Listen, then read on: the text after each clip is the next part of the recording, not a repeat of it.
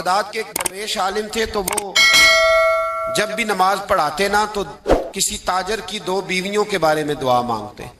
توجہ ہے میری بات پر؟ نماز پڑھاتے تو کہتے اللہ اس تاجر کی 2 بیویوں کو اپنی خاص رحمتیں عطا فرما. ایک دن لوگ ان کے گرد اکٹھے ہو گئے، کہنے لگے بابا جی بتائیں تو صحیح وہ بیویاں کون تھی جن کے لیے آپ دعا مانگتے؟ تو فرمانے لگے میرے شہر کا ایک تاجر تھا، بہت بڑا تاجر تھا، مالدار تھا پر بے اولاد تھا.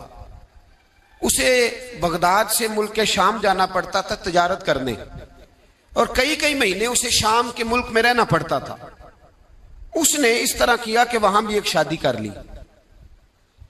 توجہ ہے نا میری بات پر؟ کیا کر لیا اس نے؟ دوسری شادی کرنا مرد کے لیے جائز ہے، تیسری کرنا بھی، چوتھی کرنا بھی بیک وقت، مگر اگر انصاف کر سکے تو. اگر چاروں میں ہم نہ آدھا مسئلہ سنتے ہیں اور آدھا ہی